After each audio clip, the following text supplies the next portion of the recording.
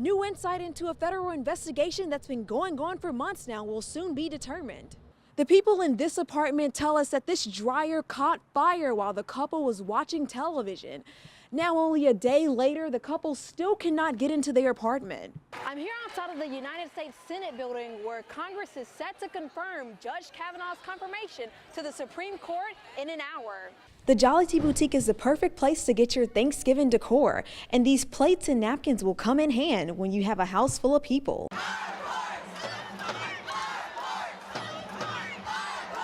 Protesters outside of the Supreme Court are protesting Judge Kavanaugh's confirmation after allegations of sexual assault surfaced from his high school years.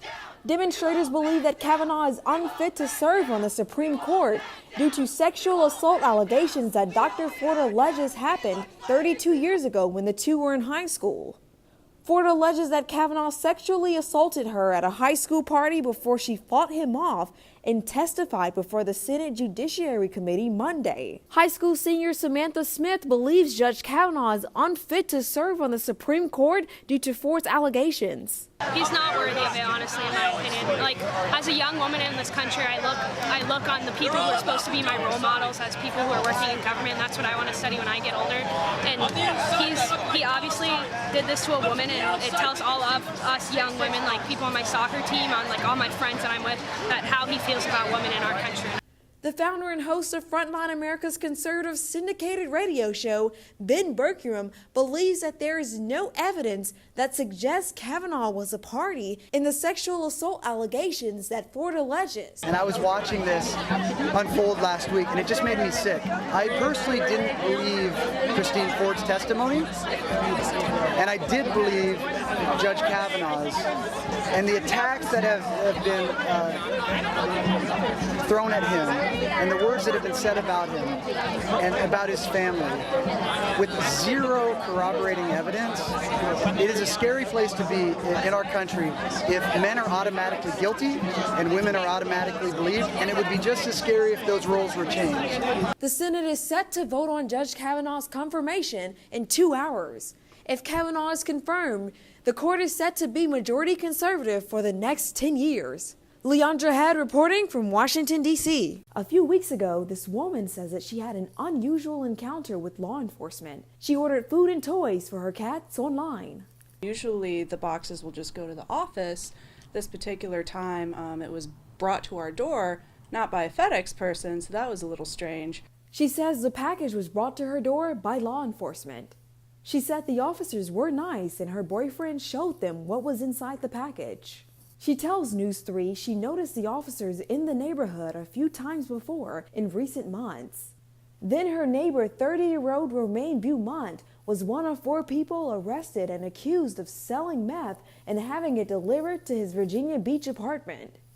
51-year-old Jeffrey Hoffman, 53-year-old Betty Williams, and 55-year-old Gary Reeves are all facing charges connected to a federal investigation.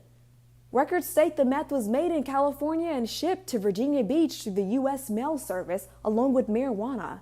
Federal authorities allege this went on for a year with about 13 different shipments. Tonight, they are all being held in jail. People in the neighborhood are stunned to hear about these allegations. I'm very surprised that this happened. I've been living over here for 3 years and never heard anything at all like that. All 4 suspects are expected back here at the Norfolk Federal Courthouse on December 17th for their next trial. Leondra Head, WTKR News 3. The last 3 months have been hard for this 53-year-old veteran. He says he has an enlarged heart and needs a transplant. But the recent acts of criminals have hurt him financially. Because of this incident, it's like a slap in the face. He says 2 refund checks totaling more than $1,000 from Dominion Energy were sent to his former address while he was in the hospital for his heart condition. He says someone took the checks out of his locked mailbox and then signed and cashed them at the Navy Federal Credit Union. It stinks. It really stinks. When a person victim of identity theft has to jump hoops just to get some information. The victim says for weeks it was one roadblock after another and he couldn't get answers for the person who signed for his checks. We reached out to Navy Federal and they issued a statement saying they are aware of the situation and cooperating with all parties involved. I'm very pissed. Very pissed. And I pray to God that whatever penalties they receive, that they get the full punishment. He says he just wants the money that's owed to him. Grandkids, my granddaughter and my grandson, they want to come here and visit, and they're expecting something from Granddaddy, because they're coming all the way from Germany. Now he's hoping authorities can track down the people who are responsible. The National Association of Black Journalists is finishing up its annual convention where journalists, producers, and recruiters come together for a week of networking. The NABJ convention started with the career fair where companies such as ABC News, CBS News, ESPN, and NBC Universal recruited students and working professionals for internships and full-time employment opportunities. Chantel Bembry, a Hampton University senior, shares how she used her networking skills at the career fair.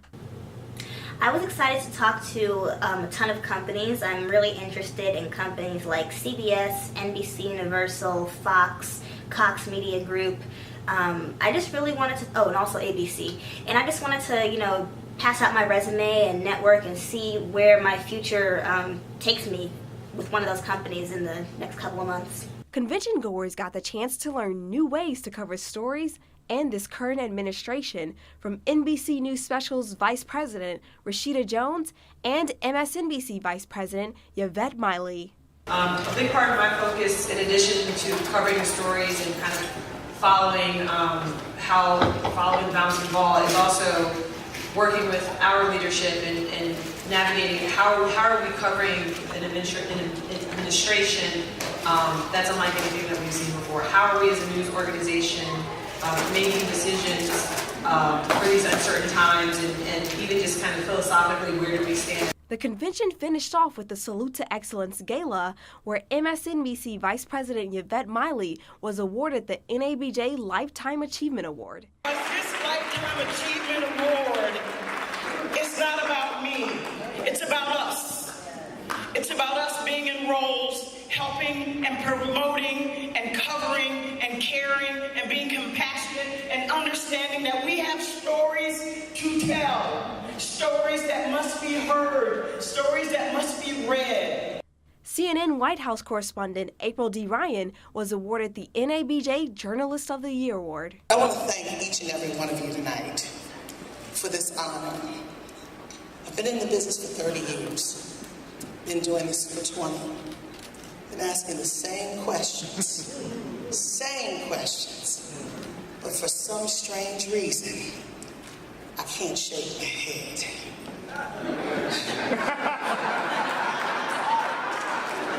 For some strange reason, I've got to pull government to government together. For more information about next year's NABJ convention, visit the NABJ website. Leondra Head reporting from New Orleans, Louisiana.